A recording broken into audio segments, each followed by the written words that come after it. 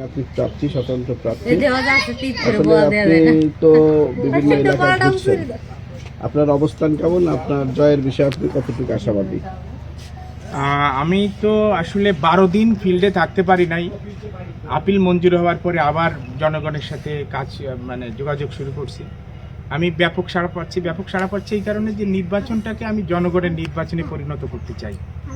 আমি জনগণের গণচাঁদায় নির্বাচন করছি এবং আমি ধরেন অধিকাংশ সময় আমি ইজি বাইকে চড়ে একেবারে গ্রামে গঞ্জের ভিতরে চলে যাচ্ছি এবং মানুষ এরকম একজন প্রার্থী খুঁজছিল। তারা বলছিল যে তারা সকলেই বলছে যে আমরা তো এবার মনে করছিলাম নির্বাচনে যাব না, ভোট দিতে যাব না। তা আপনি যেভাবে কথা বলছেন, যে ধরনের কথা বলছেন, কৃষকের অধিকারের কথা বলছেন, নারীর অধিকারের কথা বলছেন, শিশুর অধিকারের কথা বলছেন, প্রান্তিক জনগোষ্ঠীর অধিকারের কথা বলছেন, ফলে সেই কথা শুনে আমাদের মনে হচ্ছে আমরা এবার নির্বাচনে অংশগ্রহণ করব এবং আমরা নির্বাচনে ভোট কেন্দ্রে যেতে পারলে আপনাকে ভোট দেবো। এটি হচ্ছে আমার প্রাথমিক সাফল্য। স্বতন্ত্র প্রার্থী হিসেবে আপনার কোনো থ্রেট বা কোনো ভীতি আছে কিনা? স্বতন্ত্র প্রার্থী হিসাবে আমাকে এই পর্যন্ত কেউ ধরেন 12 দিন বাদ দিলে, আমি 30 দিন নামছি, তো 12 দিন বাদ দিলে প্রায় 20 দিন আমি ফিল্ডে আছি, এলাকায় আছি, ঘুরছি। কেউ আমাকে ব্যক্তি হিসাবে আমাকে কেউ ফোন করে কেউ কোনো কথা বলেনি। কিন্তু অনেক জায়গায় আমার যেটা মনে হচ্ছে যে অনেক জায়গায় একটু মানুষ একটু ভীত সন্ত্রস্ত, যে আমরা যদি ওপেন হই, আমরা যদি ভোট চাইতে নামি, তাহলে আমাদের নানা রকম মামলা হামলা হতে পারে। এখানে গোপালগঞ্জের অধিকাংশ লোক আওয়ামী লীগের রাজনীতির সাথে যুক্ত ছিল, বাস্তবতা যেটা, ফলে সেই রাজনীতির সূত্র ধরে তারা মামলা হামলার শিকার হতে পারে। অধিকাংশ মানুষ তো আর বিভিন্ন রকমের যে দোষ দেওয়া হয় সেই দোষগুলোর সাথে জড়িত না। কিছু নেতা হয়তো নানা রকম ত্রুটি বিচ্যুতি তাদের থাকতে পারে, কিন্তু সাধারণ মানুষ যারা ধরেন একজন ইউনিয়নের নেতা, একজন ওয়ার্ডের নেতা, তারা তো কোনো রকম এই ধরনের দোষ ত্রুটির সাথে যুক্ত না। তারাও ভীষণ ভীত সন্ত্রস্ত। যারা একটু নিরপেক্ষ, যারা একেবারেই দলীয় কর্মকাণ্ডের সাথে যুক্ত নাই, তারা অনেকেই, বিশেষ করে তরুণরা, তারা আমার সাথে থাকছে, কাজ করছে। যেখানে যাচ্ছি সেখানে কথাবার্তার মধ্যে আমি একটা পাই, তারা একটু ভয় পায়, তারা একটু আতঙ্কের মধ্যে আছে, যে আসলে প্রথমত মনে করে যে আদৌ নির্বাচনটা হবে কিনা, দ্বিতীয়ত মনে করে যে আমরা যদি আগের মতো নির্বাচনী কার্যক্রমে অংশগ্রহণ করি তাহলে আমাদের বিরুদ্ধে মামলা হতে পারে, নানা রকম হ্যারাসমেন্টের শিকার আমরা হতে পারি। এরকম কিছু বিষয় আছে, কিন্তু আমাকে কেউ ব্যক্তিগতভাবে কোনো হুমকি ধামকি দিচ্ছে এরকম কোনো ঘটনা এখনো পর্যন্ত হয়নি। এই যে বিষয়টি আপনি আজ করতে পারছেন, এটা ওভারকাম করার জন্য তাদের কি পরামর্শ দিচ্ছেন আপনি? আমি ওভারকাম করার জন্য আমি তো আসলে একেবারেই জনগণের শক্তিতে বিশ্বাস করি। আমি তাদেরকে বলছি যে জনগণ একবার একত্রিত হলে এই ধরনের হুমকি ধামকি মোকাবেলা করা যাবে, অন্য কোনোভাবে মোকাবেলা করা যাবে না। জনগণের যে শক্তি, বাংলাদেশের ইতিহাসে দেখেন কতগুলো ঘটনা ঘটেছে, সেই ঘটনা কিন্তু আমাদেরকে শিক্ষা দেয় যে জনগণের শক্তির কাছে সমস্ত অপশক্তি পরাজিত হয়। 1952 সালের ভাষা আন্দোলন, 1969 সালের গণঅভ্যুত্থান, 71 সালের মুক্তিযুদ্ধের কথা তো সব জায়গায় গিয়ে বলি। অত বড় একটা সুসজ্জিত বাহিনীর বিরুদ্ধে একেবারে নিরস্ত্র বাঙালি সংগঠিত হয়েছিল বলে, জেগে উঠেছিল বলেই তারা ওই বাহিনীকে পরাজিত করেছে, দেশকে স্বাধীন করেছে। আমাদের প্রতিটি কাজ আসলে জনগণের শক্তির উপর নির্ভর করে। জনগণের শক্তিকে যদি জাগাতে পারি তাহলেই এই নির্বাচনে আমি জয়লাভ করতে পারবো। এই নির্বাচনে আমার জয়লাভ নির্ভর করে জনগণের শক্তিকে জাগানোর উপর। নির্বাচিত হলে জনগণের জন্য কি করবেন?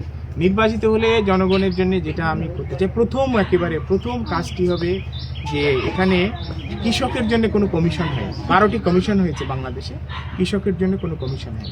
কৃষকের জন্য একটি স্থায়ী কমিশন এর জন্য আন্দোলন করব, দাবি করব। 2 হচ্ছে এখানে আমাদের জাতি গঠনের ক্ষেত্রে সবচাইতে গুরুত্বপূর্ণ কাজ হচ্ছে শিক্ষা ব্যবস্থাকে ঢেলে সাজানো। এই 12টা কমিশনের মধ্যে শিক্ষা কমিশনও হয়নি। এই জাতিকে রক্ষা করতে হলে, এই জাতিকে পৃথিবীর বুকে মাথা উঁচু করে দাঁড়াতে হলে একটা সত্যিকারের একটা শিক্ষা ব্যবস্থা যা মানুষ গঠন করতে পারে, সেই শিক্ষা ব্যবস্থার জন্য আমরা শিক্ষা কমিশনের দাবি করব, আন্দোলন করব। শিশুদের জন্য আমি কিছু কাজ করেছি। 23 জন শিশু গোপালগঞ্জে আটক হয়েছিল, সেটা চ্যালেঞ্জ করে মামলা করার পর ওই কাজ করতে গিয়ে আমি দেখেছি বাংলাদেশের শিশুদের জন্য বিভিন্ন প্রতিষ্ঠান আছে, কিন্তু তারা কাজ করছে না। সেইটা যেমন জাতীয় শিশু বোর্ড আছে একটা, কিন্তু সেটা প্রতি 6 মাসে তার মিটিং করার কথা, বিগত 12 বছরে সে একটা মিটিং করেছে। শিশু আইন আছে কিন্তু শিশু বিধিমালা নাই। আমরা এই দুটো জিনিস করে এই ইনঅ্যাকশনটা চ্যালেঞ্জ করে আমরা হাইকোর্টে একটা রিট পিটিশন দায়ের করেছি। আমরা বলেছি শিশুর জীবনের বিকাশের উপর নির্ভর করে বাংলাদেশের ভবিষ্যৎ। শিশুই তো জাতির ভবিষ্যৎ। এই শিশু যদি বেড়ে না উঠতে পারে, ধরেন আমি একসময় শিশু ছিলাম, আমি যতটুকু পরিবেশ পেয়েছি সেই মূল্যবোধের উপর দাঁড়িয়ে তো আমি সংগ্রাম করছি।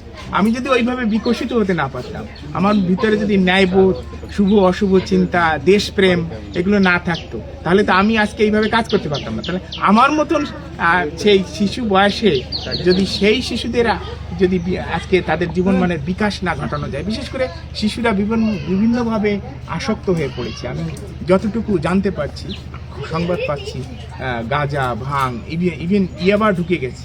এখানে মোবাইলও তাদের একটা আসক্তির কারণ, নানা রকম পণ্য তারা দেখে। সেই জায়গার থেকে শিশুদেরকে বের করে আনা একটা সামাজিক আন্দোলন আমাদের তৈরি করার দরকার, এটা মনে করি। আর আমি নিজে যে জনগোষ্ঠীর মানুষ, সংখ্যালঘু বলি, প্রান্তিক বলি, আমি তো দলিত হরিজনদের জন্য কাজ করি, চা শ্রমিকদের জায়গায় যাই, আমি আদিবাসীদের জন্য কাজ করি। এই প্রান্তিক মানুষগুলোর জন্য আমি নিজে কিছু কাজ করেছি, হাইকোর্টে আবেদন করেছি যে তাদের বাংলাদেশের রাষ্ট্রীয় জীবনে তাদের মূল স্রোতধারায় ফিরিয়ে আনার জন্য রাষ্ট্রকে উদ্যোগ নিতে হবে। সেই মামলাটিও শোকজ নোটিশ হয়েছে, সরকারের বিরুদ্ধে কমিটি গঠনের নির্দেশ হয়েছে, সেটিও আমরা সঠিকভাবে পরিচালনা করতে পারলে একটা বড় কাজ হবে।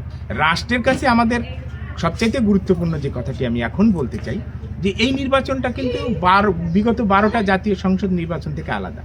এই নির্বাচনে যারা নির্বাচিত হবে তারা কিন্তু সংবিধান নিয়ে তুমুল বিতর্কে মেতে উঠবে। এই সংবিধানে এই যে বাংলাদেশের বহুত্ববাদী চরিত্র, এটা থাকবে কিনা, এই সংবিধানে সংখ্যালঘুর কী অধিকার থাকবে, আদিবাসীর কী অধিকার থাকবে, কৃষকের কী অধিকার থাকবে, নারীর কী অধিকার থাকবে, শিশুদের কী অধিকার থাকবে, শ্রমজীবী মানুষের কী অধিকার থাকবে, সেগুলো নিয়ে বিতর্ক হবে। এবং এই বিতর্কটা মেইন। আগে যেমন এমপিরা সব কিছু নিয়ন্ত্রণ করতো, চাল গম বরাদ্দ করতো, রাস্তাঘাটের বরাদ্দ তাদের হাতে, সব কিছু তাদের হাতে থাকতো, এমপিও ভুক্ত। এখন কিন্তু ক্ষমতার একটা বিকেন্দ্রীকরণ হচ্ছে, স্থানীয় সরকারের কাছে কিছু কাজ চলে যাবে। এই চাল গম বরাদ্দ, রাস্তাঘাট, এগুলো স্থানীয় সরকারের কাছে চলে যাবে। মূলত জাতীয় সংসদের কাছে থাকবে রাষ্ট্র পরিচালনার মূল নীতি, তারা রাষ্ট্র পরিচালনা করবে। তারা আর স্থানীয় এই কাজগুলো, যেটা এখানে আলোচনা আমি খুব কম দেখছি। এখানে যারা প্রার্থী, আমি তাদের প্রতি শ্রদ্ধা রেখে বলতে চাই, তাদের হয়তো কোনো রকম ইনফরমেশন গ্যাপও থাকতে পারে। তারা কিন্তু এখানে চাল গম বরাদ্দের কথা বলছে, রাস্তাঘাটের কথা বলছে, প্রতিষ্ঠানের কথা বলছে, কিন্তু এই জাতীয় সংসদে দাঁড়িয়ে তো প্রথম যে কাজটি হবে, প্রথম কাজ হবে সংবিধানের ব্যাপক সংস্কার। সেখানে এই সংবিধানে সংখ্যালঘু কমিশন থাকবে কিনা, ধর্মনিরপেক্ষতা থাকবে কিনা, আমাদের এই ভাষার প্রশ্নটা, এখানে বাংলা ভাষার বাইরেও অনেক ভাষাভাষী মানুষ আছে, তাদের কি হবে, এই নিয়ে এখানে নীতি নির্ধারিত হবে। এখানে রাষ্ট্র পরিচালনার মূল নীতি ঠিক হবে, এখানে মৌলিক অধিকার কি থাকবে সেটা ঠিক হবে। এখানে আমরা যেমন এই যে স্বতন্ত্র সদস্য হয়েছি, এই স্বতন্ত্র সদস্য হতে আমাদের 1% ভোটারের সমর্থন নিতে হয়েছে। আমরা কিন্তু অলরেডি একটি জনস্বার্থে একটি মামলা করে এসেছি এই অভিজ্ঞতা নিয়ে, সেটা পরবর্তীতে আমাদের শুনানি হবে। সেই মামলা আমরা বলেছি যে এটা তো একই আইনের ভিতরে দ্বৈত নীতি, কারণ ভোটটা হবে সম্পূর্ণ গোপন ব্যালটের ভিত্তিতে। এই যে 4 লাখ মানুষ এই আসনে ভোট দেবে, কে কাকে ভোট দেবে কেউ জানতে পারবে না, কিন্তু এইখানে 6 জন স্বতন্ত্র প্রার্থী, 4,24,000 ভোটার ভোট দিয়ে ফেলেছে, এটা তো সবাই জেনে গেছে। এইটা তো একই আইনের ভিতরে এই দ্বৈত নীতি আমরা চ্যালেঞ্জ করেছি। এবং সংবিধানের আর্টিকেল 66-এ সংসদ সদস্য হওয়ার যে যোগ্যতা সেটা বলা আছে, এটা তার বাইরে চলে গেছে। আরেকটা প্রশ্ন হচ্ছে, স্বাধীনতা পরবর্তী সময়ে